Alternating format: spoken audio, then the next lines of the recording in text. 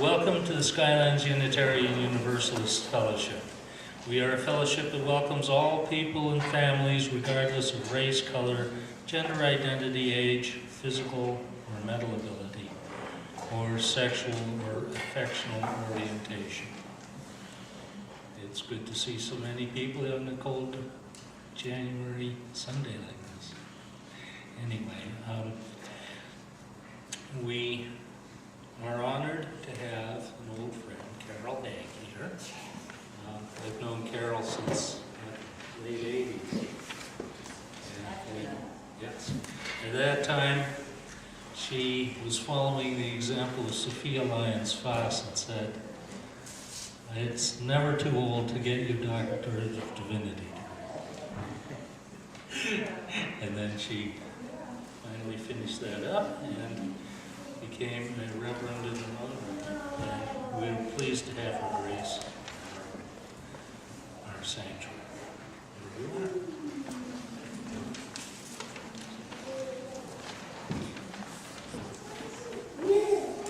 I invite you to say the chalice lighting words with me as we light our chalice for this morning. May love be the spirit of this congregation. And service is prayer. May we dwell together in peace, seek knowledge and freedom in the truth of love, serving each other and the world in harmony with the God of love. And our opening hymn this morning is number 40, The Morning Haze is Singing. We hold in our hearts all the joys and sorrows that have been shared here and those held silently. And especially for Kathy and, was it Dan, who have serious medical issues. We hold in our hearts those suffering from war and famine and the homeless who are freezing in this cold. And we hold in our hearts those who have worked for justice and are held in prisons unjustly. And I would share this prayer with you by Ann Hillman.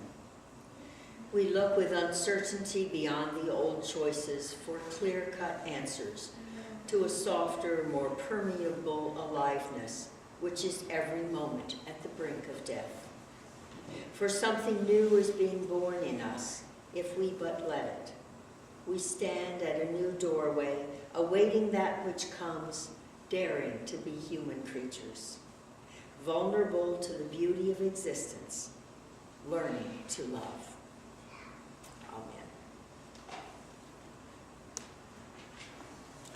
I have a story this morning, and I have nothing to show, so if you guys want to sit where you are, that's fine. If you feel like coming up closer, that's fine too. I want to tell you a story about a spirit child. Once upon a time, very far away, in the world of the stars, a spirit child lived.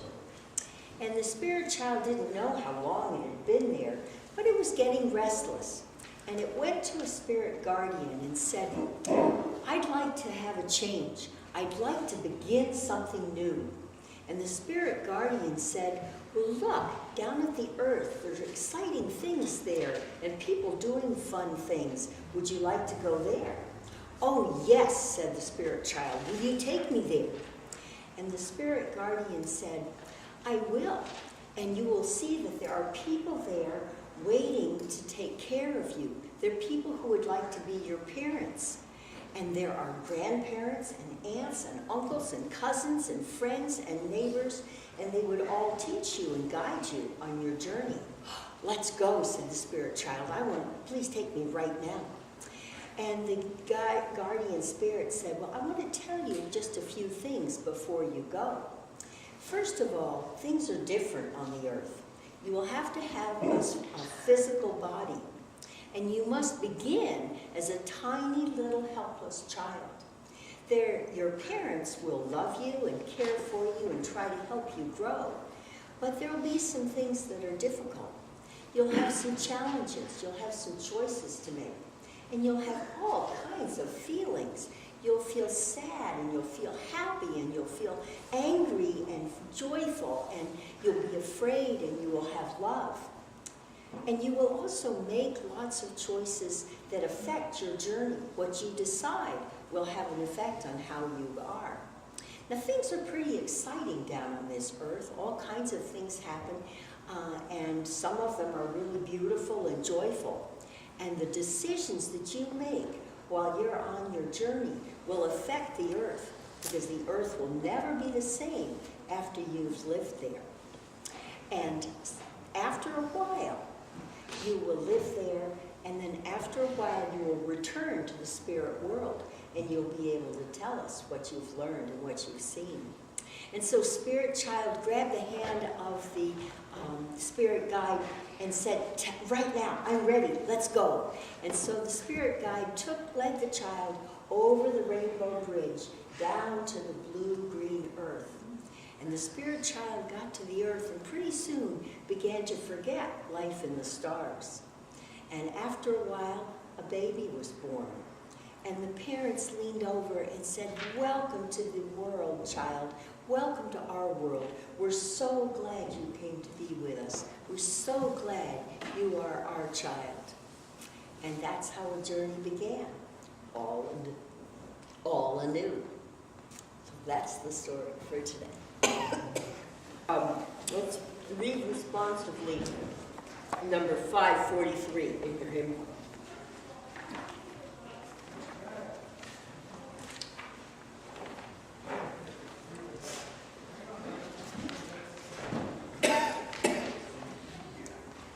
And if I can stop coughing, I'll read the part in full print and you read the italics.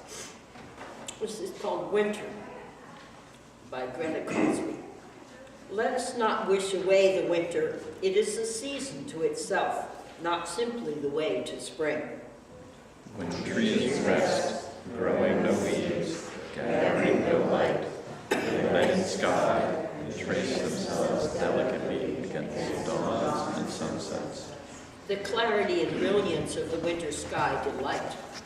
The loom of fog softens edges, lulls the eyes and ears of the quiet, awakens by risk the unquiet.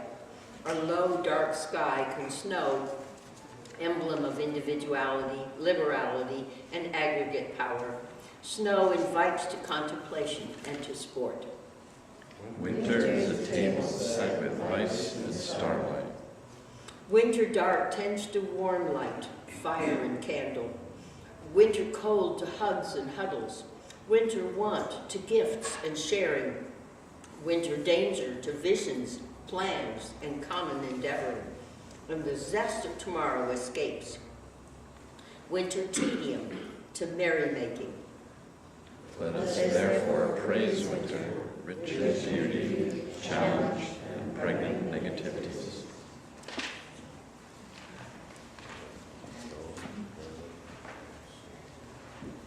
Now, according to your order of service, this is the time to take a collection, which is dedicated, I believe, to the operation of this wonderful congregation. But before you actually collect any money, I would like to share a joke with you. This joke is called Outhouse Problems. When Ole accidentally lost 50 cents in the outhouse, he immediately threw in his watch in the billfold.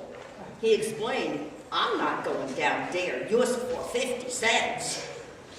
So, throw your watch and your billfold along with the 50 cents into the collection. This is, I discovered, the 10th time you've invited me to come and preach in this congregation. I've followed you through a couple of different places that you've lived. As a matter of fact, I passed the storefront in Haggardstown as I drove here this morning.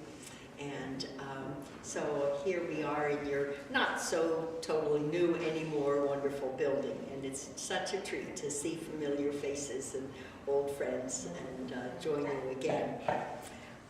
So beginnings, my topic today, are not our beginnings together. That's appropriate because most beginnings do occur right in the middle of what's gone on before. It's never been my pattern to make New Year's resolutions. However, there's something about turning the page on a new year that prompts resolve. A few days ago, I read in our Princeton congregation newsletter of the book group that has been going on for a long time, and I decided this year I would really join the book group. And a few days ago, I went and got the book from the library, and I've actually read the first chapter, so I might make it. And I will try to join the Thursday morning yoga group. Never done that before. So I'm interested, let's see, if you made a resolution to try out Unitarian Universalism, or explore this church, or this is your church and you determined to come more regularly this year, raise your hand if you made a resolution along those lines. All right. So there are at least a couple of us trying out resolutions. The new calendar year is really a very arbitrary distinction. In truth, it's an ordinary day in the midst of our lives. But we like to mark endings, and it's satisfying to declare new beginnings. In fact, we humans are fascinated by beginnings. Much of religion is designed to help us answer the questions of where do we come from and why are we here. That's what the first chapter of the biblical book of Genesis is all about. And on a cosmological level, the scientists have been pushing back the start of all we know with explorations into space and time in the Big Bang Theory.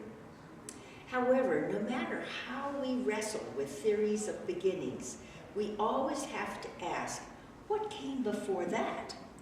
One of my favorites is the turtle story. It's often told that a fine professor, scientific professor, is holding forth in a lecture hall about the origins of the universe, and a little old lady in the back is countering him with her ideas. But one of the things I was delighted to discover was this version, apparently by Antonin Scalia, in a footnote to his majority opinion, Rapanos versus the United States.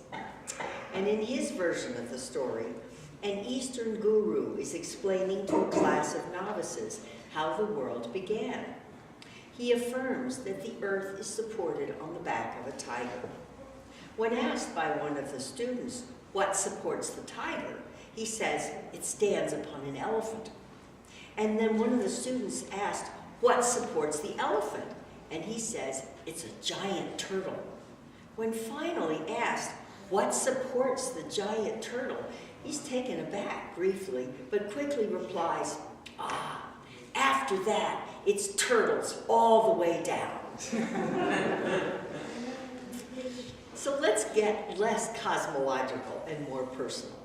We do face endings and beginnings in our lives, and these can be exciting, productive, or pretty sad and challenging. The song and video that we just watched was cited by Sarah Huisgen in her January Quest article.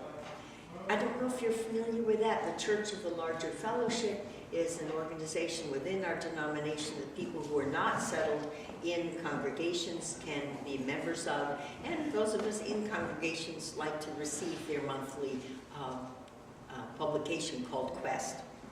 Anyway, Sarah wrote that for her, this music, this song, amplified feelings of both sadness and hopefulness. And I quote, a kind of hope or faith that I wanted to hang on to, the confidence to believe that somehow, regardless of whatever has come before, whatever heartbreak or loss or disappointment we've known in our lives, we can move on. I imagine we've all had these feelings at one time or another. Something ends in a way that makes us unhappy, and we want to be reassured that another beginning is possible. It could be a job, or a relationship, or even a good book or a movie. We want the good feelings to return. We want to know that it's possible to have success, or excitement, or happiness again. We want to be affirmed as a whole person of worth.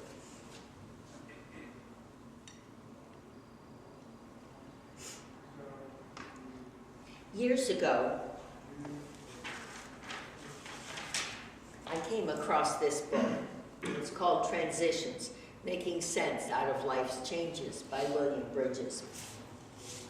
He writes about a neutral zone between the ending of one part of a life and the beginning of the next, and offers some caution about jumping into new beginnings. Let me read a paragraph from this book.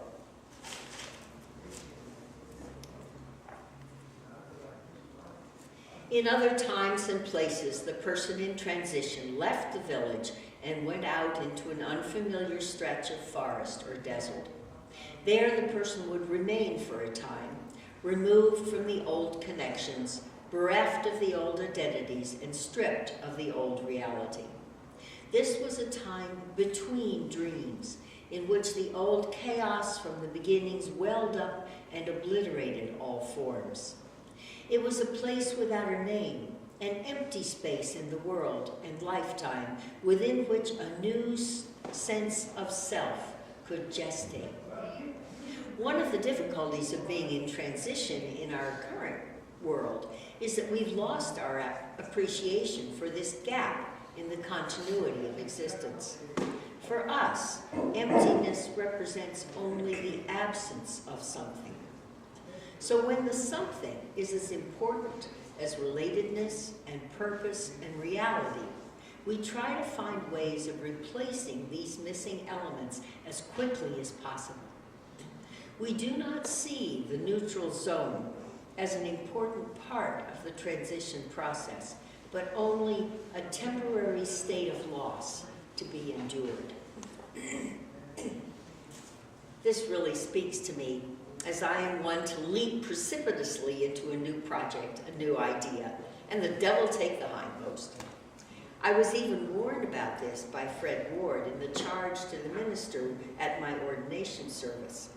He knew that it would not serve my ministry well for me to launch off into a program without contemplative time, gathering ideas, experience, and other people into some fertile discernment. Let's return to that biblical story of creation. The image is creation out of chaos. And as a matter of fact, on the radio program that I also often listen to early on Sunday morning, which I think you heard the name of, On Being. Thank you. On Being, she was talking about the idea that the scientists and the old intuition that wrote a biblical passage like this have come to a very similar point, that maybe the existence of everything did come out of nothing. Maybe the Big Bang was out of nothing. Maybe the creation out of nothing in the Bible is a similar metaphor. In the beginning, when God created the heavens and the earth was a formless void, and darkness covered the face of the deep, while a wind from God swept over the face of the waters. Then God said, "Let there be light," and there was light. And God saw that the light was good, and God separated the light from the darkness. God called the light day, and the darkness he called night. And there was evening and there was morning the first day. I think the metaphor here is that creativity grows out of and is nurtured by the darkness, the emptiness, the shapeless, formless chaos. Bruce Bodie also wrote an article for that same January Quest about beginnings, in which he draws parallels between the biblical story of creation and the creative process we humans experience. Chaos is the essential potentiality. Then comes some differentiation, then the possibility of creativity producing emerging forms. Both Bruce Bodie and William Bridges affirm creativity coming out of chaos, and both advise the need to stay in the darkness of chaos before new beginnings can happen. If we leap too fast to grab the next thing in our lives, we easily miss the possibilities embedded in the darkness. This midwinter season in the Northern Hemisphere is a perfect time to value the dark, to cherish its rich potentialities, to sink into the quiet and stay open for the creative to work. One of the ways to survive chaos is surrender. Unbidden and unexpected, a book called The Forest Unseen by David George Haskell appeared in our mailbox the other day. I still don't know who sent it or why I received it.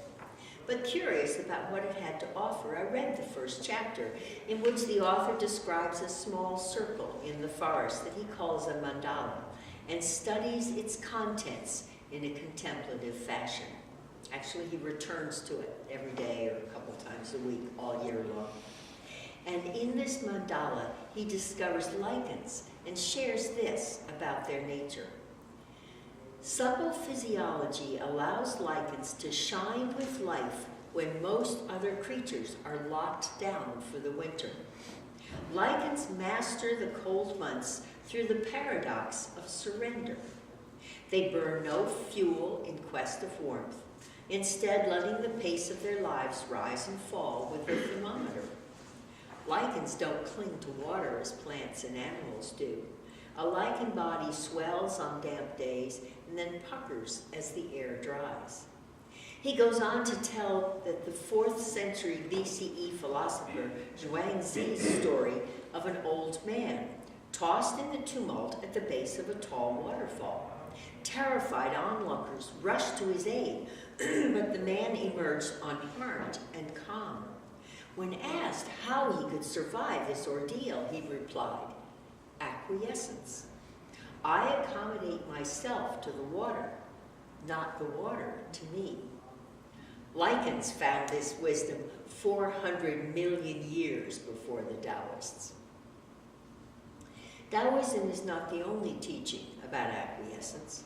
In Buddhist practice, we're encouraged to develop beginner's mind, a state of being open, of being without assumptions or preconceptions, or eagerness to experience whatever is out there, of creativity and optimism. I don't know about you, but this is difficult for me. Our culture encourages us to keep busy, to get on with it. Don't just stand there, do something. I've said that to my children, I've said that to myself. But if we are to benefit from the chaos that precedes creation, if we are to discover the neutral zone between endings and beginnings, we must begin by patient acquiescence, by being in the present, even when it seems to be a formless void and dark. William Bridges offers some guidance. He calls it his transition checklist. First, take your time. The primary advice is to try to let go of being in a hurry. This process is not a speed trip. Find a regular time and place to be alone. Second, begin a log of neutral zone experiences. He describes this as giving up our mechanistic bias, trying to make do with recharging and repair, imagining the renewal comes through fixing something defective or supplying something that is missing. In fact, he writes, it is only by returning for a time to the formlessness of the primal energy that renewal can take place. The neutral zone is the only source of the self-renewal that we all seek. Third, take this pause in the action of your life to write an autobiography. From a new perspective of this time out, you can see your past and evaluate it in fresh new ways. Fourth, take this opportunity to discover what you really want, and maybe even to look at how you figure out what your deepest wants and needs are. Fifth, think of what would be unlived in your life if it ended today. Imagine an obituary that listed what you had hoped to do or be that you wish had come to pass. And last, sixth, take a few days to go on your own version of a passage journey. We no longer send our young people out in the wilderness to find themselves or to find their special tree. But it is possible to go on retreat to a place outside your usual habitat and give yourself time to contemplate where you are, physically, emotionally, mentally, spiritually. So he asks us to do 6 things: to take your time, to begin a log of neutral zone experiences, to write an autobiography, to discover what you really, really want, to imagine what would be unlived if you didn't live beyond today, and to go on your own vision passage. One thought I have about this process is that it takes a generous amount of patience and forgiveness. It's hard to pick up our lives and move ahead in a new direction. In this regard, I love the ending of the relational covenant that was written for my church, the Unitarian Universalist Congregation of Princeton. After a listing of all the ways we hope to be inclusive and compassionate with one another, follows this statement: we strive to keep these promises, but if we fall short, we forgive ourselves and others and begin again. Be gentle with yourselves.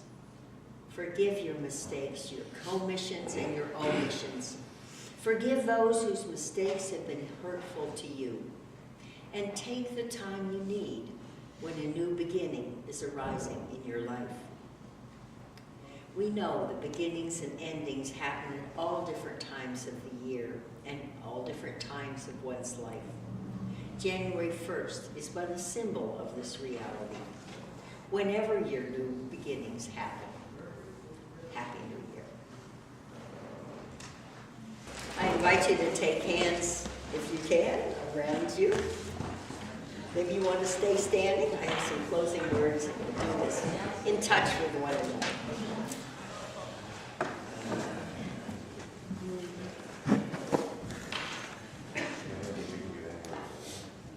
If here you have found freedom, take it with you into the world. If you have found comfort, go and share it with others.